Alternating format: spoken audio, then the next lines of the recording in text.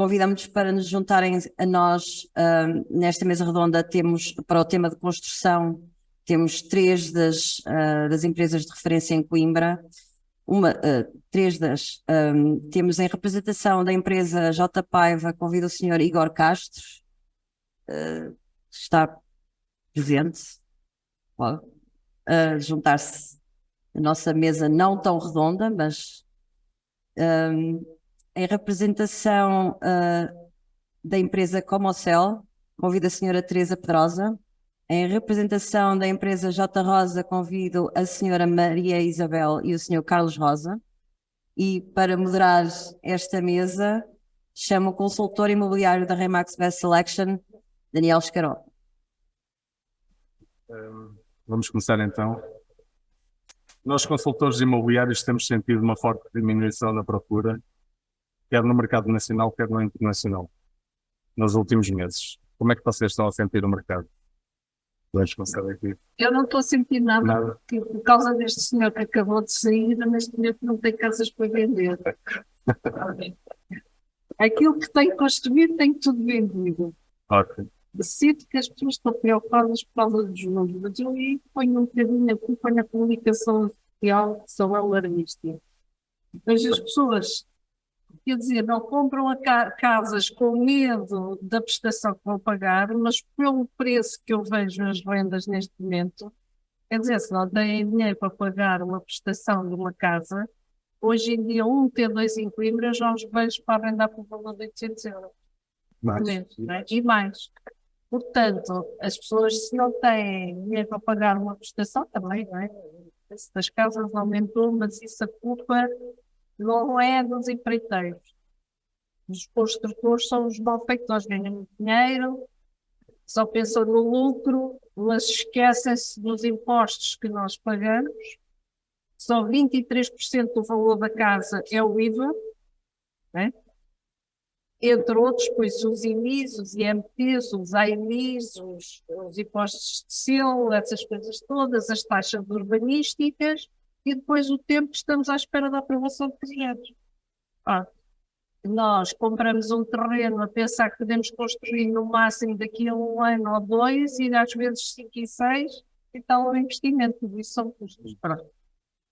Eu, neste momento, este senhor foi pena se ter ido embora, porque ele havia de ter ouvido o que nós dissemos, ou o que vamos dizer. Vai ficar gravado. Pronto, então agradeço que dê o vídeo, porque eu sei que ele pode ter muito Vai boas ser intenções. transmitido online, pode ser que ele esteja a ver. Ele tem muito boas intenções, a Câmara tem muito boas intenções, aceito tudo isso, mas eu uma vez disse uma coisa numa reunião de Câmara e fui mal interpretada. Porque eu disse que queria, quando houvesse reuniões da Câmara de Coimbra, que fosse com gente com competência. Não chamei incompetentes às pessoas que se reúnem connosco. Eu pedi competência para tomar decisões. Porque nós temos uma reunião, fica lá escrita uma ata, agora, no meu tempo, as últimas que eu tive não ficaram, e quando as pedi ficaram muito ofendidos, porque nós vamos ter uma reunião e queremos que decidam naquele momento. E nós, a partir daquela decisão, começamos a trabalhar. Agora, nós apresentarmos uma proposta, dizem, sim senhora, nós vamos pensar, depois não pensam, e quando pensam, olha, entreguem e depois logo se vê. Quer dizer, andamos. Isto é o problema que eu estou a sentir.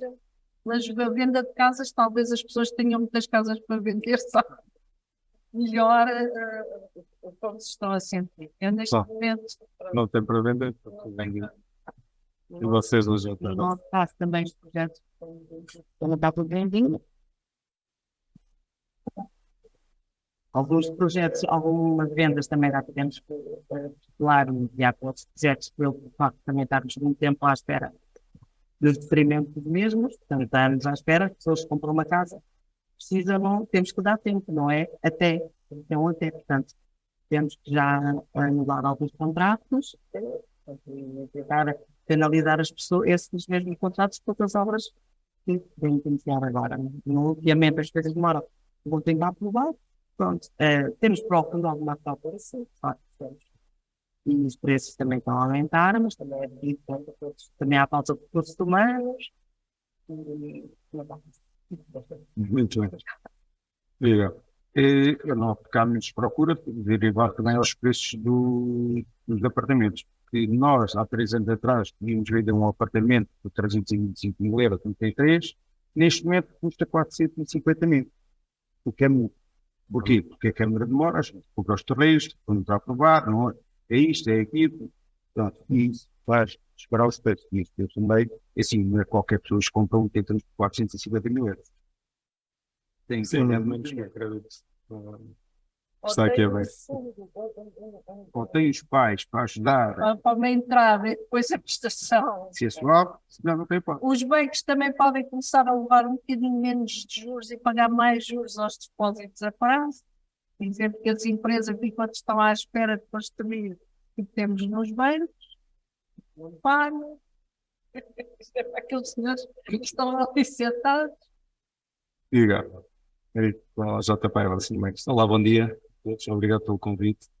Relativamente à tua pergunta sobre a venda de casas, vocês estão a sentir a falta de procura, não é? Percebi a pergunta. Não, não, estamos a sentir uma diminuição na procura neste momento, diminuição da procura, menos transações. Relativamente aos imóveis, no nosso grupo também não temos imóveis nenhuns para venda, novos praticamente. Os empreendimentos que vamos arrancar também estão praticamente todos reservados. E portanto, efetivamente, há aqui uma falta de oferta que nós promotores temos vindo a sentir por vários fatores, não só da Câmara, como EDPs principalmente, nunca é falado e é a entidade que mais demora neste momento, como todas mais entidades, nomeadamente regulamentos, não se fala, por exemplo, dos novos eurocódigos que entraram atualmente, certificação energética, etc., está a comprometer completamente o atraso nos licenciamentos, tanto da parte dos nossos técnicos, como a parte de regulamentação, que são muitas. No outro dia vi um artigo do Expresso em que para aprovarmos um projeto tínhamos de cingir a 2.000 decretos-lei, portanto é muita burocracia em Portugal atualmente para fazer um licenciamento.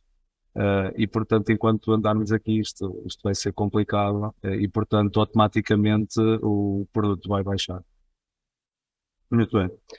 Vocês já vivenciaram vários ciclos de mercado. Como é que vocês estão a posicionar perante o que possa vir nos próximos anos?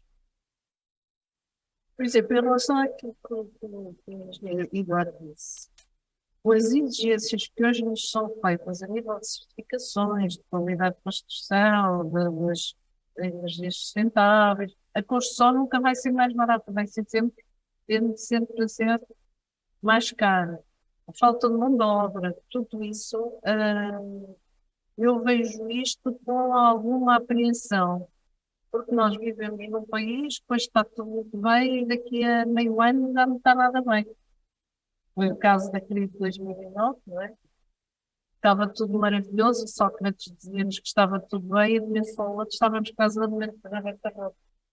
Portanto, nós agora, eu no nosso caso, da minha empresa, quando inicio um projeto, os custos são extremamente controlados e sempre exatamente para evitar surpresas. Quando se parte para um projeto hoje é completamente diferente de se partir há uns anos. Nós nunca sabemos porque demoram imenso tempo. Está a ver, entre o tempo que nós compramos um terreno, começamos a fazer os projetos, a elaborar os projetos, a aprovação e acabar um edifício, são de 4, 5 anos. Não é? Em 5 anos muita coisa muda, portanto tem que ser tudo feito muito pensado, muito conscientemente, muito pensado nessas questões todas, porque não é fácil, porque em 5 anos tudo se altera, não é? Pode haver uma guerra, pode haver isto, pode haver aquilo, não é que nós É um investimento a longo prazo, mas é a longo prazo. investimento hoje em dia nós temos que nos endividar pouco, mas sempre endividar-nos, porque eu fui castigada na crise de 2009, não tinha requerido apoio à construção e depois quando quis vender as minhas casas, quem queria comprar casas a mim pagava 6 e 7% de spread. Quem fosse comprar a empresas de construção que tinham apoio à construção conseguiam spreads na ordem de 2 a 3%. Portanto, eu tive 2, 3 anos que não consegui vender uma casa. Portanto, hoje, quer preciso, quer não preciso, é mesmo assim. Tem que peço, para depois a banca me ajudar. Nessa altura, não tive prémio nenhum por não ter empréstimos à banca. Fui castigada, tive que manter os meus edifícios à espera que os bancos começassem novamente a emprestar para as pessoas, para a compra de casas generalizadas, até esgotar o que havia no mercado que estava com os bancos e para conseguir vender. Isso foi um problema que a minha empresa teve em 2009. A crise de 2008, a nível da banca, também se verificou que a banca havia certos produtores que não conseguiam cumprir os FCs, e depois o banco ficou com os imóveis e depois já, ou o cliente final já conseguia fazer um spread dignozinho para vender os imóveis. Nós somos Não, na altura foram os nossos principais concorrentes. Exatamente. Não tínhamos mais concorrência. Tinham financiamento. As pessoas, não é? Ficaram com as pessoas num determinado período. Quando depois foi para a venda, já as coisas tinham mudado. E aí, E eu que não tinha apoio à construção, não tinha créditos bancários, então aí foi um descalabro total. Porque se eu tivesse um apoio bancário, os bancos, para dividir o mal para as aldeias, facilitavam o empréstimo na compra de casas às pessoas. No meu caso, quem quisesse comprar uma casa era 7% que pagavam de spread. Portanto, enquanto isso tudo não desapareceu, os imóveis da banca e essas coisas todas, eu não vendi uma casa. Só quem tinha capitais próprios para comprar. Diga. Não posso falar muito, não assisti à crise de 2005, portanto ainda estava a estudar. Portanto, não, mas pronto, já assistimos a Covid, já assistimos a Covid e agora nós temos vivenciado um aumento acentuado da taxa de juros, e isto tem sido mesmo muito rápido. Isto tem impactado o teu negócio ou... Sim, obviamente que isso nota-se nos pedidos portanto, todos os dias. Antigamente nós recebíamos pedidos diários de informação de apartamentos, e agora nota-se um abrandamento. Um pedido pode acontecer semana a semana, mês a mês, nota-se efetivamente o abrandamento. Isto porque já foi tudo dito, portanto o preço do novo subiu muito, portanto um dos principais motivos é pela falta de produto. E também a inflação das matérias-primas e mão de obra. Portanto, as pessoas estão muito limitadas a nível de prestação para comprar casas. Portanto, isto, efetivamente, nos centros principais, falando de Coimbra, Solon, Celas, não existe muito esse problema, muito embora ainda ontem estive a fazer contas de um prédio que nós terminámos agora e vamos começar a escriturar. Mesmo em zonas nobres, por exemplo na Afonso Henriques, naquele edifício que nós terminámos, 70% foi com crédito. Portanto, eu pensava que aquilo no início ninguém precisava de crédito, o que é certo é que 70% agora precisou de crédito e portanto isto também está a atrasar as escrituras. Portanto também se nota mesmo nesses centros que à partida o cliente tem capacidade para comprar o apartamento. Já se está a notar que novamente precisa de pagar a parte final para a escritura. Fora de Coimbra nós não temos muito hábito, ou nas periferias, de fazer construção, portanto eu acredito que nessas zonas, se houvesse muita construção, seria pior, mas não tenho experiência fora de Coimbra. Pronto. Muito bem, Carlos. Aproveito que está aqui a banca.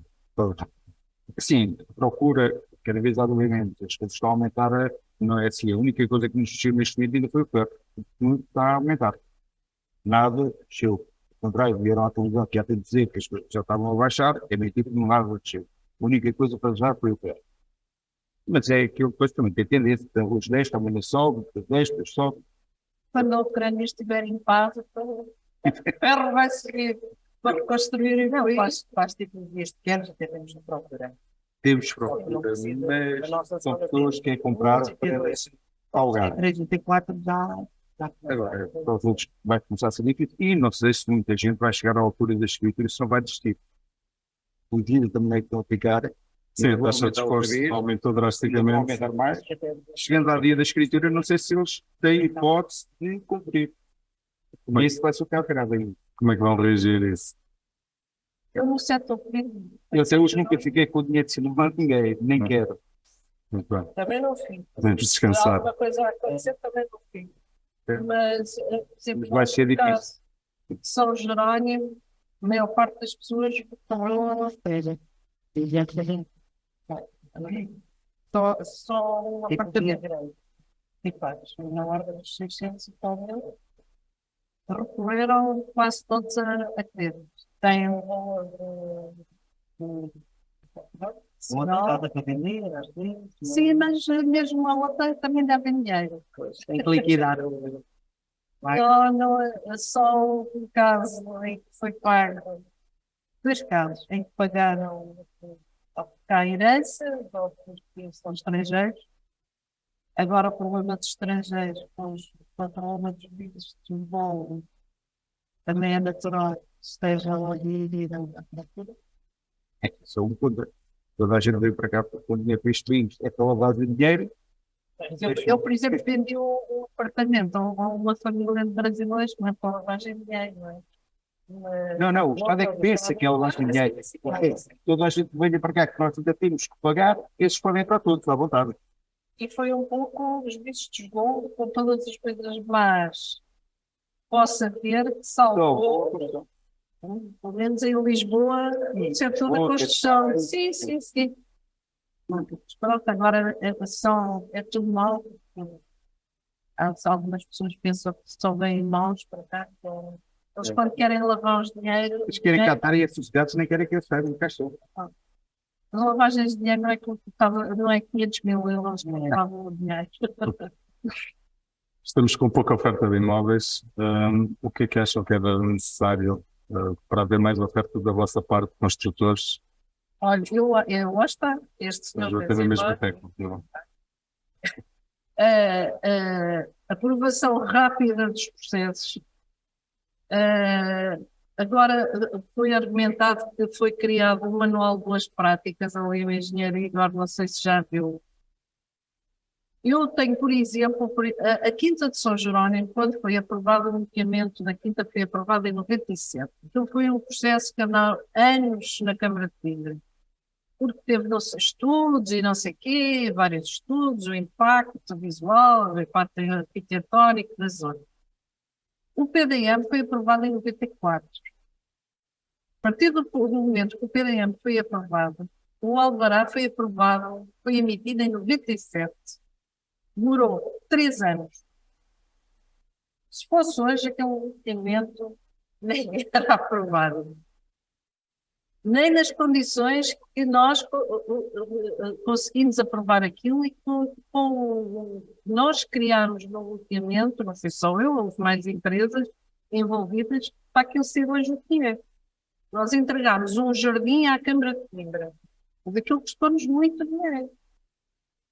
Tivemos imensas reuniões, mas essas reuniões eram sempre conclusivas. Demorou 3 anos.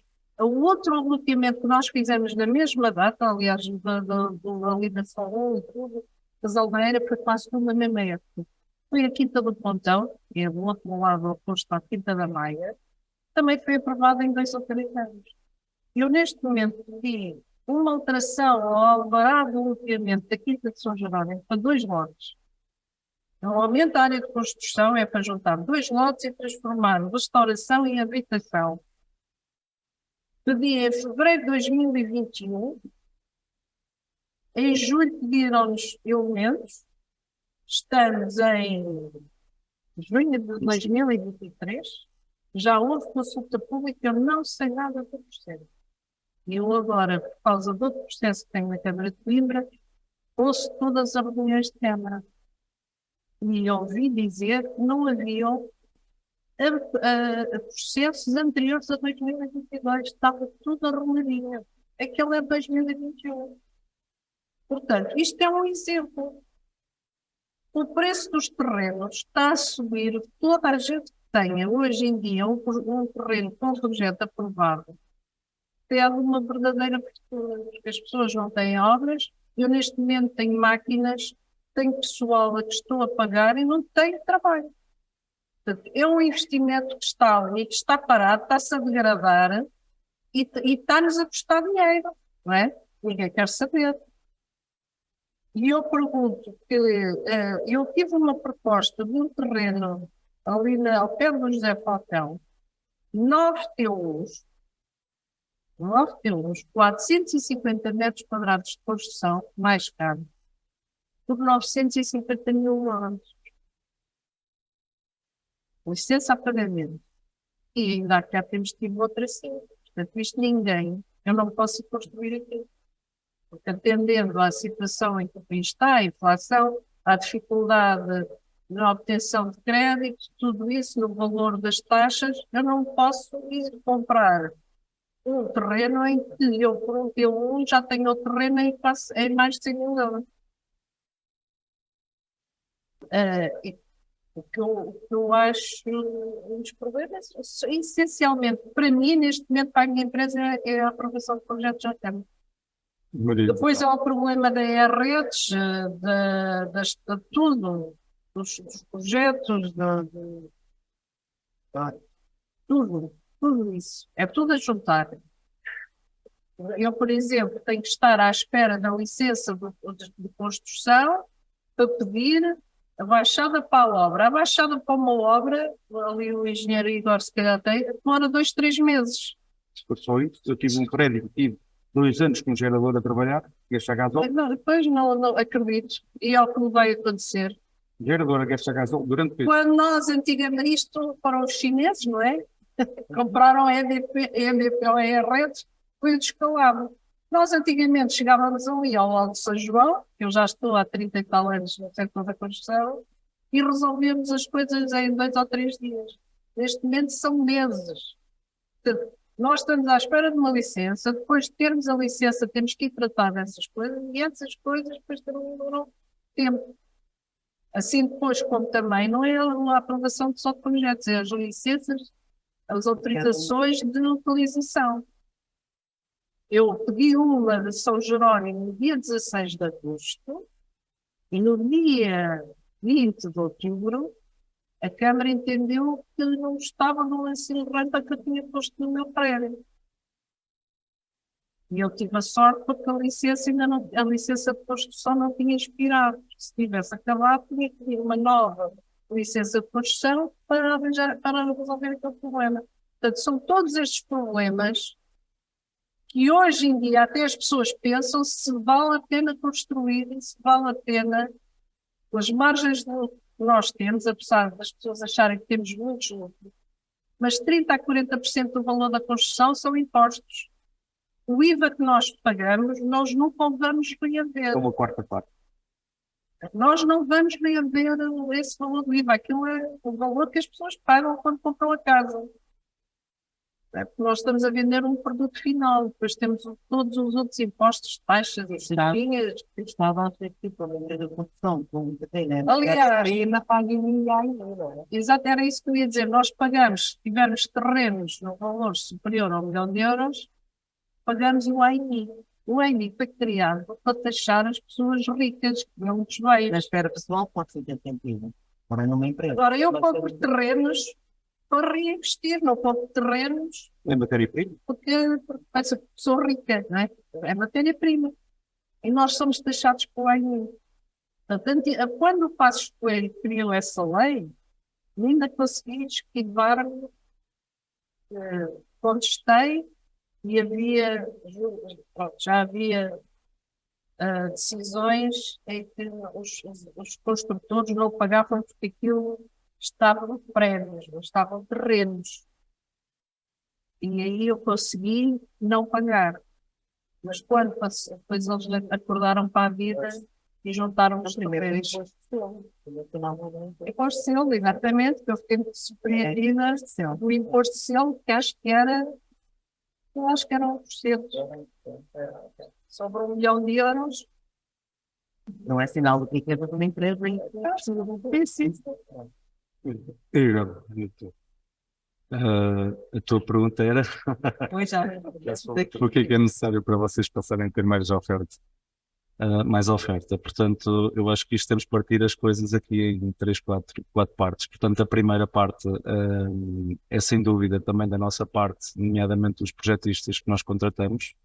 Portanto, acho que é muito importante, e acho que vão falar disso à tarde, a utilização de novos recursos BIM, portanto, softwares em 3D, que facilitam bastante a parte da arquitetura e coordenação de projetos, porque isso tem-nos levado efetivamente muito tempo, e acho que estas novas ferramentas vai reduzir significativamente.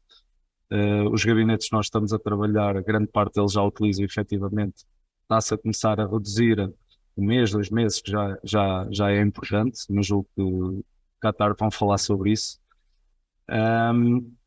Isso é principal também. Relativamente àquilo que falámos há bocado de todos os processos burocráticos. Quando o Costa há alguns meses lançou esta bomba para o mercado imobiliário, que arrefeceu bastante com estas ideias que ele teve, a nível macro a ideia até era boa, portanto ele no fundo estava aqui um bocado a tirar toda a parte burocrática que as empresas têm. Portanto, os licenciamentos em Portugal, julgo que no mês passado foram no total 8.000 licenças de licença à construção, incluindo moradias e habitação unifamiliar e multifamiliar e serviços. Portanto, é um número muito, muito reduzido, não é? Portanto, o governo está atento a isso e está a perceber que está a perder bastante dinheiro com isso. A economia está a parar brutalmente porque é muito dependente da construção. E portanto estas leis todas que nós estamos aqui, os nossos técnicos estão aqui presos, acho que tem que ser melhorado de alguma forma, porque é efetivamente muita, muita, é muito burocrático. Portanto, este é o primeiro passo. Portanto, o outro será efetivamente na Câmara, mas o Sr. Presidente hoje falou aqui uma coisa muito importante, as atas de reunião que eu não conhecia e não sabia que iam ser escritas. É evidente que o PDM necessita de ser reformulado, julgo que eles também estarão a fazê-lo e, portanto, nós estamos na esperança de ver o que é que sai dali, porque efetivamente, como está, estamos com infraestruturas criadas dentro da cidade que não estão a ser aproveitadas minimamente. A cidade está a crescer para a periferia, que a meu ver está errado. E portanto este manual que a Câmara lançou agora foi efetivamente muito importante para todos nós sabermos com que linhas nos vamos fazer. Isso é extremamente importante. Concordo ou não, o que interessa é nós termos um fio condutor, e acho que isto da parte da Câmara foi muito bom. Agora vamos ver na prática, efetivamente, se isso vai surtir efeito ou não. Relativamente, o Sr. Presidente também falou relativamente aos processos e à resposta. Acho isso ótimo, acho que estão a fazer um bom trabalho, mas gostava de até deixar aqui um desafio para esta nova variação, que um processo, na minha opinião, não devia ser medido desde que o processo entra e que haja resposta. O processo devia ser medido quando entra e quando sai com aprovação. Em Espanha está-se a medir isso, portanto isso é importante, e ver a taxa de licenças que saem, certamente que são muito reduzidas, muito por culpa de entidades, dos nossos técnicos, etc. Mas também é muito importante, também para ver que alguma coisa está a correr mal, porque as licenças que saem, em termos percentuais dos processos que entram, são muito reduzidos num ano. Portanto, isso era uma coisa que a Câmara podia fazer e medir, que acho que era importante. O terceiro passo será efetivamente na construção, portanto, quanto mais tempo nós estamos aqui, mais estamos mais expostos a uma crise que possa vir aí pandémica, outra coisa qualquer, outra guerra. E portanto acho que os métodos construtivos, uma vez que a mão de obra é cada vez menor e de fraca e cada vez com menos qualidade, porque há aqui os cursos de formação profissional da parte tecnológica, o que eu conhecia era da Verter, que julgo que já acabou, portanto não há mais nenhum curso tecnológico. E portanto nós estamos com uma dificuldade enorme em colocar jovens no setor da construção. Para isso também temos que inovar, fazer algumas alterações. E por último é efetivamente a licença final. Pronto, está a demorar muito tempo nas entidades competentes para termos uma licença de utilização. Portanto, acho que esses são os fatores que, para termos mais produto, terá que começar obviamente, o principal é o início. E, portanto, É preciso lembrar que nós no Covid fomos o setor que não parou. Toda a gente dá importância agora ao turismo, as cidades estão na moda, o turismo. O nosso setor não parou. Trabalhámos sempre, durante o Covid. muito bem. Não acham que não temos visto ultimamente grandes loteamentos? Vocês é por alguma razão? Foi a razão que eu estou a dizer. Foi dito. Ali o engenheiro, e nós falamos do manual de boas práticas. Aquele manual de boas práticas já existe. Aquele manual de boas práticas já existia, as normas, definição de carro, tudo aquilo já existia desde o PDM de 94. Aquilo agora foi criado por causa de um problema que eu tive numa alteração da alvará do PDM. Devido a uma definição de espaço público, eu vou entrar aqui para nós. Aquelas normas, o que lá vem, não é a mesma coisa que está no RMUE. Portanto, no Regulamento Municipal do Urbanismo. Não é a mesma coisa. E aquilo, quer dizer, os técnicos cá fora, por exemplo, vou dar um exemplo que até foi um arquiteto que esteve a falar comigo. É evidente que há culpa por parte dos técnicos, processos mal elaborados, com falta de elementos, mas eu trabalho com gabinetes de arquitetura que sempre trabalharam com a Câmara de Coimbra. Então só a partir de uma determinada altura é que ficaram incompetentes e ineficientes. Foram sempre eficientes. E a partir de uma determinada altura é tudo o que entra está mal. Mudaram-se, alteraram-se ao longo do tempo alguns conceitos que inicialmente não eram contabilizados e que agora são.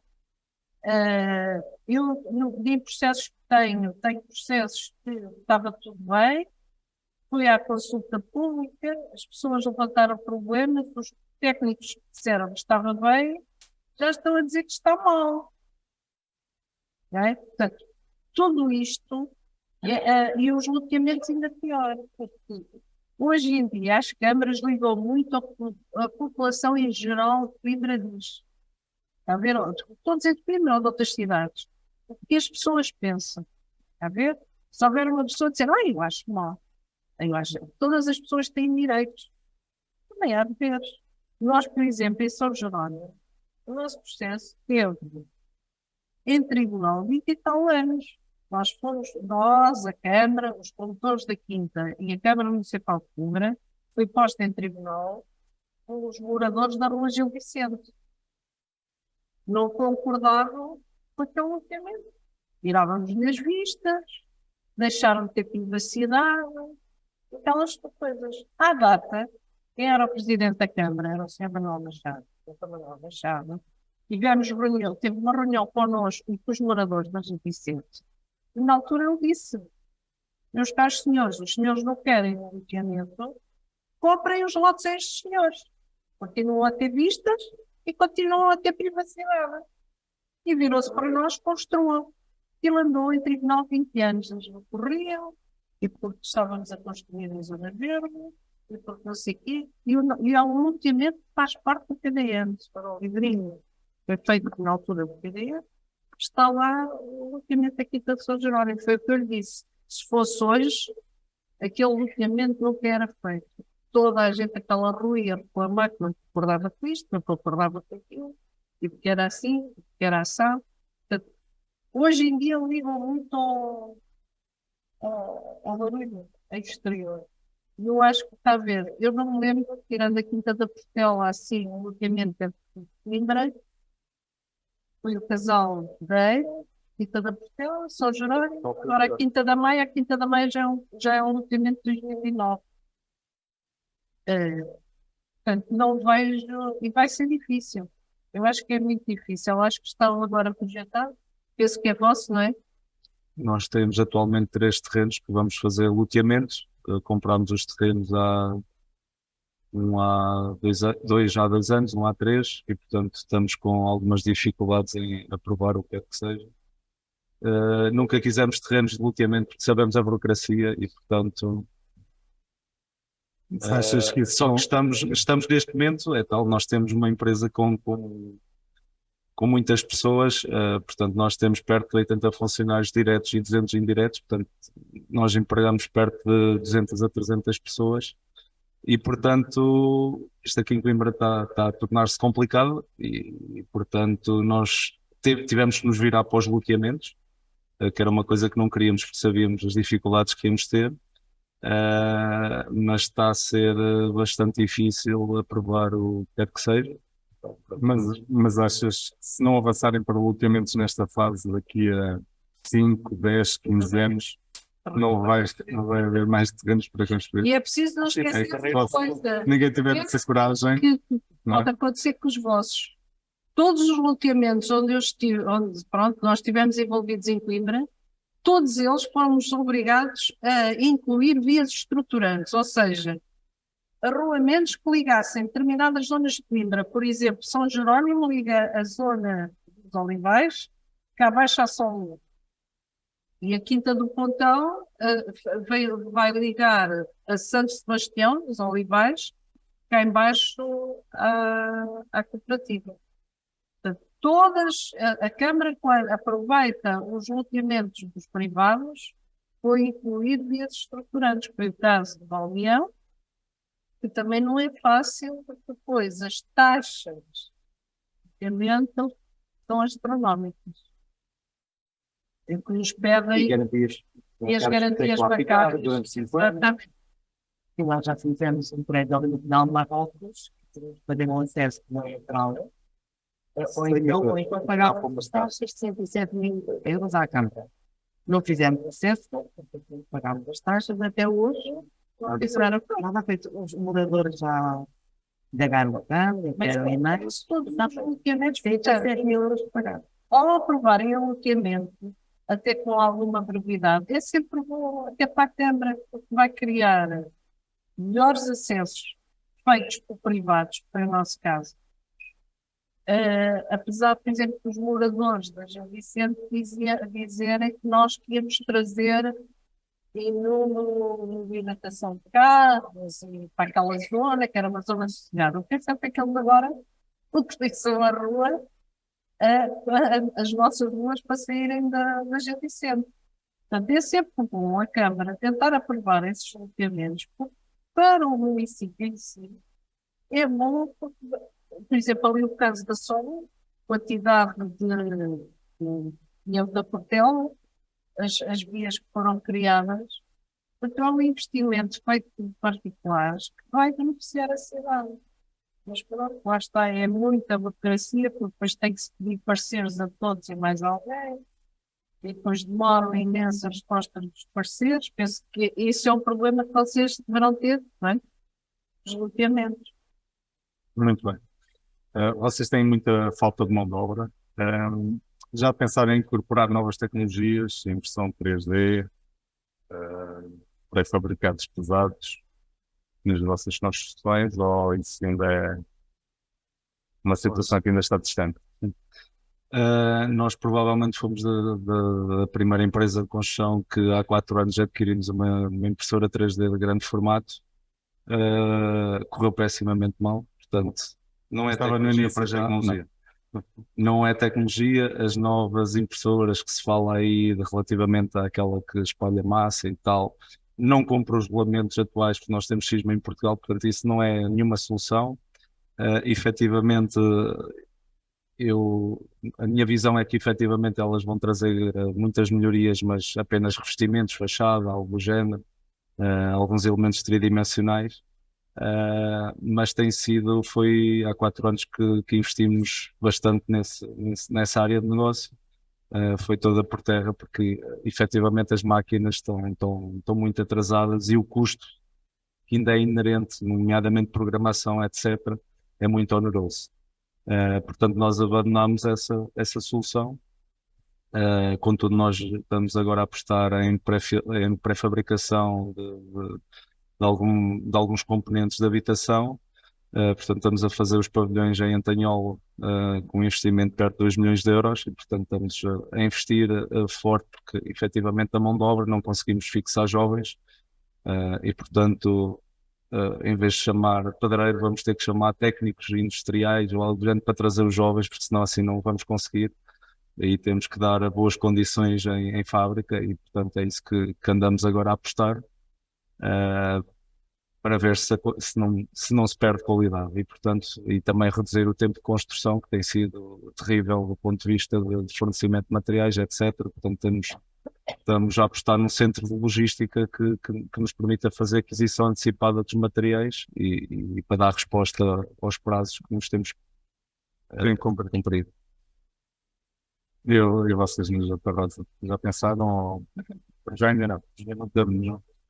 Eu acho que isso, para se usar esse tipo de tecnologia, tem que haver alteração da regulamentação, não pode ser com a regulamentação atual. E mesmo pré-fabricado, acredito para vivendas, para edifícios, se tiverem alguma arquitetura, não complicado. Muito bem. Se vês para o português o valor é importante e foi lançado o programa de Mais Habitação, fala-se muito de habitação acessível. Vocês acham que é possível habitação acessível ou é completamente uma utopia? Mesmo que a Câmara vos dê o terreno? Se reduzirem impostos, se esquecem os terrenos, o valor dos terrenos baixar. Não, mas se vos derem o terreno, se há câmaras que eu sei, já estão a oferecer e não há ninguém que os quer porque eles têm que construir aquele preço. Atenção, depende do terreno. Se nós formos fazer um prédio, sempre apoiar, o terreno dado eu não quero. Eu não consigo vender casa ao preço que eu quero. Mas acham que será possível avançar com o programa Mais Habitação em relação à habitação acessível ou pensam que não vai haver construtores? Temos que tirar muita coisa dos apartamentos, dizer isto, aquilo. As exigências, olha, São muitas e nós para fazer isso. Exatamente. As exigências hoje da construção não têm nada a ver com o que era há 30 anos. Eu há 30 anos, quando ando nas minhas obras, atualmente costumo dizer, eu tinha, quando comecei a trabalhar na construção, que foi há 30 anos, eu andava dentro dos apartamentos quando começavam a fazer as infraestruturas elétricas, telefones, tal. Eu andava perfeitamente dentro do apartamento. Hoje não consigo. As infraestruturas elétricas, telefones, as tal, gás, ar-condicionado, as lajes ficam repletas de água. Antigamente, uma casa era um luxo ter televisão no quarto. Já nesse falava, era um luxo ter aquecimento. Hoje não, hoje tem que ter domótica, tem que ter tudo. E as pessoas, o cliente hoje também é muito mais exigente. Mas é assim, é muito mais exigente e quer as casas baratas. Não consigo. Não é? Ou se aposta numa construção, sei lá, não faço ideia. A construção, hoje em dia, quem quiser construir com consciência, é cara. É evidente que o terreno pode ser de 20% a 30% do valor do edifício. Mas não acredito que a Câmara nos dê o terreno, construa e agora vendam. Não é? Tem que ter uma contrapartida. Tem que ter uma contrapartida. E isto que gosta de criar esta lei é tudo muito giro. As pessoas quando não precisam de licença, não precisam de autorização de construção para construir, podem construir com comunicação prévia. Eu não faço isso. Porque eu arrisco a começar a construir um prédio e depois, quando o processo, ou quando fizeram a licença, a autorização de construção, a Câmara veio-me dizer isto não cumpre. E depois, o que é que eu faço, não é? Porque a única coisa que é igual para todo o país, e os técnicos têm dificuldade nisso, é o regulamento de botão. O resto, águas e esgotos, cada município tem o seu regulamento, a eletricidade, a rede elétrica depende, portanto, tudo é complicado. E depois, nas câmaras, pode acontecer isso. Eu começo a construir com comunicação prévia e depois, quando peço autorização de utilização, digo assim, olha, não cumpro, não tenho. Portanto, eu não vou nunca arriscar uma coisa dessas. Tem que estar a esperar, depois ter essa dor de cabeça para e depois ter assumido compromissos com clientes que eu não consigo cumprir. Muito bem, tu, Igor, achas que é possível?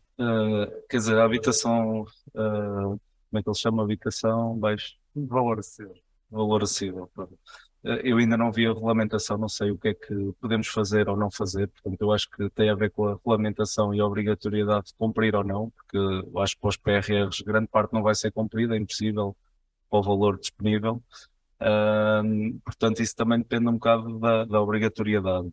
A engenheira Teresa estava a dizer aí uma coisa, quando eu comecei na empresa, comecei na parte da orçamentação, ainda estava na altura, e as redes técnicas, o capítulo redes técnicas, água, esgotos, eletricidade, comunicações, tinham um peso de 10% do valor da obra. Atualmente vai entre os 40% a 45%. Portanto, que é muito, ou seja, tudo o que é bombas de calor, sistemas solar, fotovoltaico, etc. Isso é que está a pesar brutalmente o preço da construção. É outra coisa que eu não entendo no nosso regulamento térmico.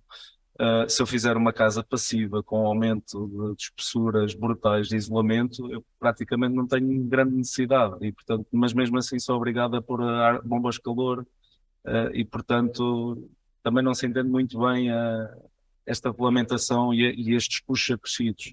Há bocado estava a falar do REVAP. O REVAP saiu, veio o novo Eurocódigo, entrou agora este ano em vigor. Eu já fiz contas nestes novos empreendimentos e estamos a falar de um acréscimo de 30% no aço. Portanto, isto cada vez mais estão a impor cada vez mais valor às construções. Portanto, fazer isso só mesmo mudando parte da legislação, não cumprir ou ter umas isenções, digamos assim, para conseguir baixar Depois, os se nós custos. cumprirmos, não é? Não, mas essas acessíveis, eu julgo que vai haver algumas dispensas, nomeadamente térmicas, Pronto, acústicas, antigamente etc. também se faziam as cooperativas, se forem ali àqueles bairros sociais ao pé do continente, a parte elétrica e tudo era tudo exterior, não havia cá a tubagem de águas e esgotos, é tudo exterior, não havia nada a vir, têm que ir por aí e cortar, porque não se consegue. E depois, eu por acaso aqui há tempos achei uma coisa engraçada, se nós inovarmos, até para termos uma maior certificação energética, não interessa, porque temos que obter aqueles parâmetros para termos a certificação. Conhece o caso da casa do engenheiro Bandeira, tem uma auto-otimização energética, mas como não obedece aos regulamentos, não teve certificação sequer. Teve uma certificação baixa, no entanto, é uma casa que deve ter, em termos de energéticos, do melhor que há. Mas como não cumpre os parâmetros, ou até o tipo bom é aquela casa que roda, fora do sol, vai rodando e tem um consumo de energia. Ele, quando não desce aos parâmetros, não obteve a certificação máxima. Está por isso, tem que fazer de backup e swing. Igor, quais são os vossos principais desafios nos próximos tempos? Efetivamente é é aprovar projetos, portanto, sem isso não temos produto. E o segundo é efetivamente a mão de obra, portanto, temos tido aqui alguns problemas de mão de obra. Felizmente isto também tem sido travado porque também não temos grande coisa a construir, mas efetivamente mão de obra boa portanto a média de idades da nossa empresa é perto dos 55 anos, portanto são pessoas que desde sempre trabalharam nas obras e portanto estão bastante cansados e não temos ninguém novo a entrar, portanto nós provavelmente entre 5 a 10 anos vamos ter aqui um grave problema de mão de obra. E portanto temos que, como eu disse há bocado, portanto, temos que inovar um bocado no método construtivo, que eu acho que é a única possibilidade de trazermos jovens para as empresas. E já que a parte do Estado não acabou com os cursos profissionais todos, provavelmente nós vamos ter que fazer cursos profissionais dentro das empresas.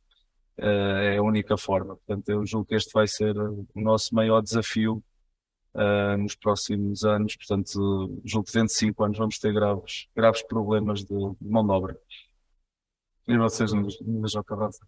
Nós fazer agora os projetos de terrenos, aprovar, fazer os terrenos, com calma, um a seguir ao outro, não sei o que aí vai. Um passo cada vez. Sim, nós é a mesma coisa, mas este problema da mão de obra, nós temos exatamente a mesma coisa. Quando se reformar esta... Nós, rapazes novos, Não há gente nova, Não. quando se reformar estes trabalhadores 50. trabalhadores que estão agora nas obras, está bom. Carpintaria, ainda há alguns novos a aprender, canalizadores, eletricistas, agora, pedreiros, zero, não há. Eu tenho, mesmo que haja boa vontade das empresas fazerem formação, eu acho que há algum estigma das profissões das obras, ou seja, as pessoas têm, os jovens hoje, quase tudo quer ser doutor, não é? Não quase todos na universidade. Ou não trabalham, ou são estudantes universitários, não é? Estudaram, não trabalham. E dizerem, hoje, por exemplo, estarem num grupo de amigos e dizer, olha, eu sou trolha, ou sou pedreiro, ou sou assim. Não são profissões bem vistas, entre aspas, pela sociedade, está a ver? Não são consideradas profissões nobres. Mas eu costumo dizer que essas profissões de pedreiro, carpinteiro, canalizador, ladrilhador, etc., vão ser os doutores da nossa sociedade. Eles vão ganhar quanto quiserem. Mas é preciso haver novas mentalidades, começarem a olhar para essas profissões como profissões tão nobres como um médico, como um engenheiro, porque eu sou engenheira, mas eu preciso do pedreiro. Eu sem o pedreiro não faço nada, não é? Eu sei o carpinteiro. E temos que começar a olhar para essas profissões assim, como profissões essenciais como outra qualquer. E eu acho que há um pouco isso. As pessoas, pronto, têm um bocadinho de vergonha, isto, entre aspas, dizer que trabalham nas obras, está a ver? Não são assim muito bem vistos. Têm amigos.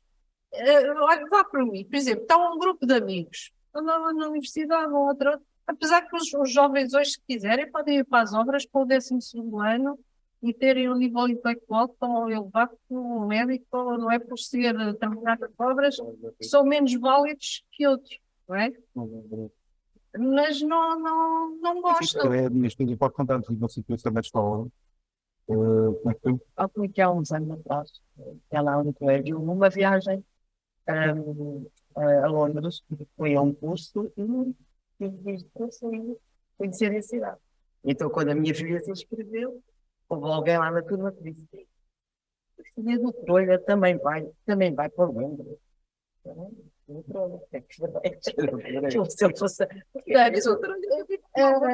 Há um pouco, e então em Em Coimbra, pronto, Coimbra, Coimbra toda a gente se conhece, toda a gente, isto é uma aldeia, não é? E eu, para mim, há esse estigma, porque eu tenho lá jovens, às vezes filhos de trabalhadores, põem lá os filhos a trabalhar com eles nas férias e não sei o quê. Eu às vezes falo, vê-se que até o trato deles são completamente diferentes. Vê-se que é gente que anda a estudar e que está ali só nas férias. Eu percebo logo que é completamente diferente o trato deles com os outros e comigo e tal.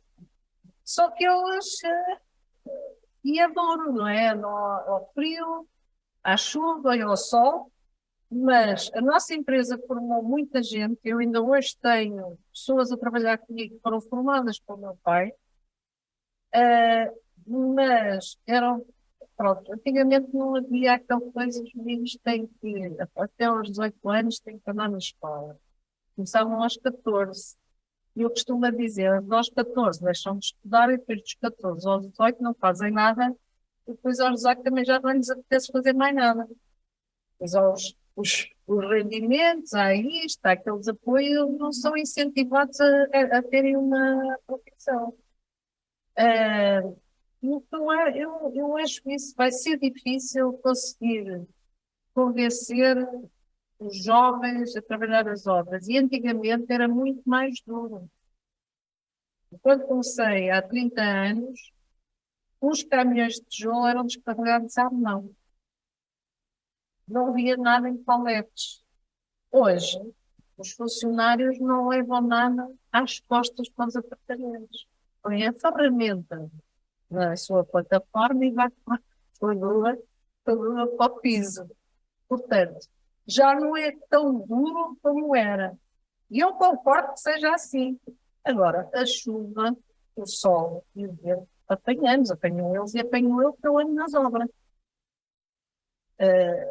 O duro está aí. Agora, já há mais máquinas, há máquinas para tudo, e ainda bem, porque rentabiliza o trabalho, há para tudo. Isto é máquinas para tudo. Agora já nem há chave de fenda, já é parafusadoras, é tudo. Há tudo. Eu acho que isso, enquanto não se convencer os jovens que é uma boa aposta trabalhar no setor da construção, vai ser difícil. Muito bem. Não há ninguém. A grande maioria das pessoas que estão aqui a assistir, tirando a banca e quem foi convidado, somos consultores imobiliários e mediadores. Como é que nós podemos colaborar convosco para vocês conseguirem ter uma melhor oferta e que torne o mercado mais dinâmico? Tem ideia de como é que podemos ajudar? Ou estamos aqui só para estorvar? Diga, podes começar tu.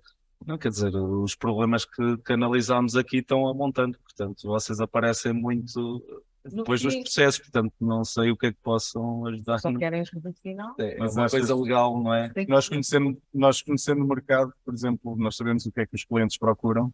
Por exemplo, eu vejo que há uma falta enorme de tipologias pequenas e a maior parte de vocês continua a construir tipologias grandes. Por exemplo, Acho que não, os projetos não deixam fazer. Assim, é só ano, deixam fazer mais. Olha, porque agora estamos restringidos ao número de estacionamentos. Se construímos muitos fogos, temos também fogos mais pequenos, depois temos problemas de estacionamentos interiores. Está a ver? Assim, o vosso feedback, obviamente, que é importante, só que desde que haja a procura, eu acho que já falaram aqui, quando nós começamos a pensar no projeto, até que nós começamos a obra, são 2, 3 anos, portanto as coisas já inverteram. Portanto, eu tenho um caso na Quinta da Portela que começámos a fazer T2, T3, começavam a procurar T4s porque a taxa de juros estava negativa, portanto fomos a correr a fazer T4s e T5 era a procura. Agora, os novos projetos foi tudo T4s e T5s, agora toda a gente procura T1s, T2, né? E andamos sempre atrasados. Portanto, eu acho que os próximos projetos. 5 anos é muito. É muita coisa. Há muita. variação. Nós estamos a desenvolver 5 anos pode variar muito. Nós corremos a estar a vender às vezes temos um projeto aprovado, foi para estar aprovado, depois não está, nós vendemos o apartamento e depois. Ficamos na história. Vender em planta agora. Eu vendi em planta. Vender em planta hoje em dia só depois de. Só tendo a licença que eu vendo. Nós estamos a desenvolver um projeto que comprámos há pouco tempo um terreno para fazer um loteamento e muito por isso que estás aí a falar, estamos a fazer uma arquitetura modular, ou seja, o mesmo edifício tanto encaixa um T2, um T4, como encaixa um T3, T1, T2. Portanto, nós vamos desenvolver um sistema que permita, em função da procura na altura, mas que não me impeça em nível de loteamento, fazer tipologias de T1 a T4. Portanto, os arquitetos também foram obrigados a pensar numa situação face a esta vertente. Isso em nome de fogos no loteamento. Fazemos para o número máximo de fogos. A própria arquitetura vai ter que ser disciplinada a isso e certamente Mas é difícil atenção, fazer isso. Isto é um problema que, por exemplo, nós tivemos esse caso na Quinta de São Jerónimo. Havia lotes que estavam para 4 ou 5 fogos, e houve, por exemplo, o caso do Sr. Messias, reduziu o número de fogos e a Câmara não lhe o quis aprovar. Foi um problema, está a ver? Tem loteamentos. Obrigou-o a alterar o loteamento. Era E número. estava a diminuir o número de fogos. Não tínhamos topologias, está a ver? Era só fogos. Aí no loteamento tem que se pôr o número máximo de fogos. Quando se trancam ao número de fogos, aí é que já não há nada a fazer, só fazendo alterar aquilo que eu quero que eu vi. Tinha que era tantos T2, tantos T3. Sim, mas nós já não fizemos isso. Mas atenção, tinha-se feito já isso noutros edifícios e eles permitiram, a partir de determinada data, alteração de técnicos na Câmara, não permitiram. Está a ver? Por isso é que uma pessoa não sabe. Hoje é uma coisa, amanhã é outra. Temos que pôr os arquitetos a pensar e Também vão estar a cara. e, portanto, acho que passa também um bocado por aí, porque o tempo tem sido tanto que altera tanta coisa, portanto, as próprias construções, a própria arquitetura tem que ser modular e adaptar-se ao dia a dia, porque senão assim não. Vamos sempre atrás. Estamos sempre atrás. Está a ver? Vocês no caso do loteamento há 3 anos, depois execução do loteamento, depois não sei como. Sem dúvida. Bem, estamos na hora do coffee break. Queria-vos agradecer pela vossa presença. Temos aí uma lembrança. E nós também agradecemos. Espero que nas próximas edições estejam presentes. Estamos cá para ouvir.